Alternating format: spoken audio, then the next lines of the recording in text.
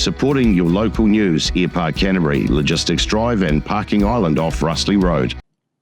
Christchurch Mayor Phil Major is with me. Good morning to you, Phil. Good morning, Chris. How are you doing? Very well, thank you. This government bill, which could be setting up regional boards to effectively oversee traffic flow improvements, including congestion charges during rush hour. This doesn't sound like a winning strategy for Christchurch motorists, or is it, Phil? I honestly don't think it's a good thing yet. One day in the future it may be. We've got to think about it, but right at the moment I don't think we've got too much of an issue. Okay, so are we solving an issue that doesn't exist? We do have congestion sometimes in the morning, but that's life. That's people getting in and out of town. Sometimes some people might actually say that we've caused the congestion in some areas of town, but that's another story.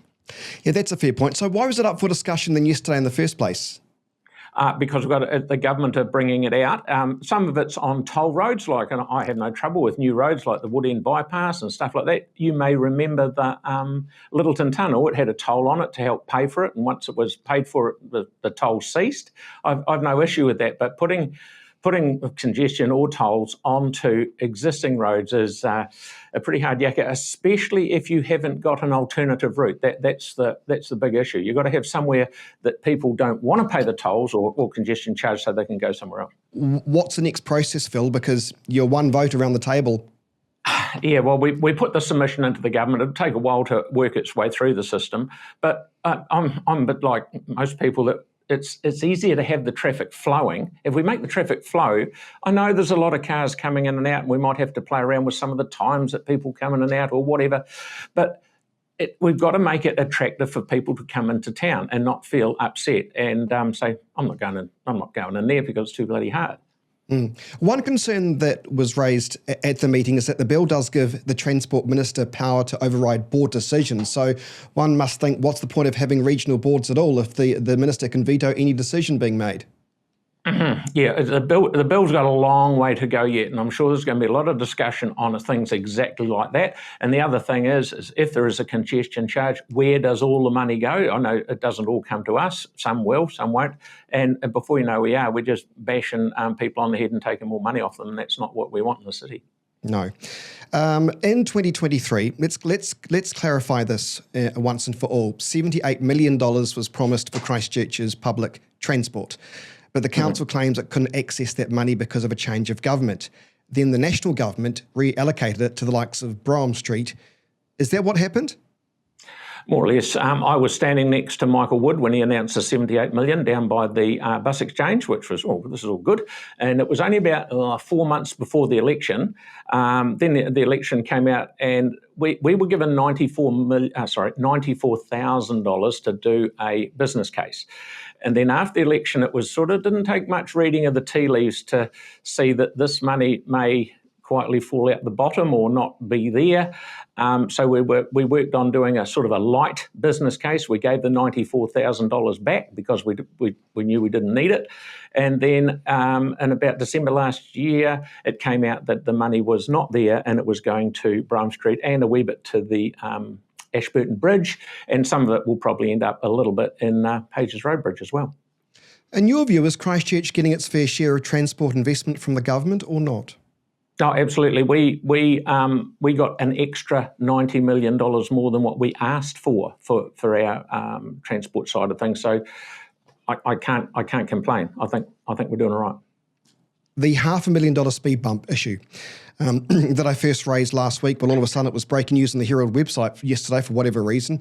It's a lot of money. I know it's not just a speed bump, though. There will be other measures around that area that we're talking about here on Dean's Ave. But it makes you wonder, is it going to be gold-plated?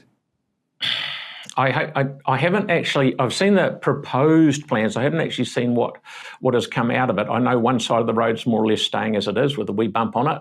The two-lane side, I was more of a fan for leaving the 2 lanes and still have the crossing, but somehow get it so there's 2 lanes, 2 lanes of traffic. Because here we are in the first conversation, we're talking about congestion. That is going to make congestion, and that will make people upset and they won't come into town. So it's a vicious cycle. So I would have liked to have seen it as 2 lanes, but the Com Board decided to chop it down to 1 and we're stuck with it. I think it was Victoria Henstock that asked the question, what is the problem that the council staff were actually trying to solve? Good question. I don't even know where the original question. I know it's outside the mosque, and that there's a lot of discussion about getting people across the road safely there. But I drive in and out of Memorial Ave every day, and there's a wave of kids coming across Memorial Ave going to Burnside High. It's just one after the other. It wouldn't matter if you had 100 pedestrian crossings down there. They won't use them. They just want to get there. So, the other thing that really sort of grinds me a bit is, why put a speed bump there? Because no one's crossing the speed bumps there 24/7.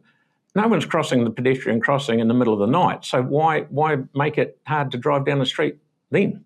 Yeah. Hey, and just finally, some good news. You're at the launch of the Jetstar new flight from Christchurch to Cairns. This is more good news, really, for Christchurch, not just the international airport, but for the city itself, isn't it? I mean, we are getting more and more flights out of the city, which is it's a good thing. Yeah, I was there yesterday morning at 7 o'clock and the plane came in, 145 people jumped out of it, and they all had money in their wallets and they ran into town, and hopefully they spent some of it in the city. But the other thing is, I was talking to a couple of people there. He was off to see his family in Cairns, and he said it is so much easier. It's only a 5-hour trip. So much easier. He doesn't have to go through Brisbane, and he's looking forward to it. And that's 3 flights a week direct. So it's really, really good news. Great news for Christchurch. Christchurch Mayor Phil Major, thanks so much for your time this morning. Good on you, mate. Cheerio.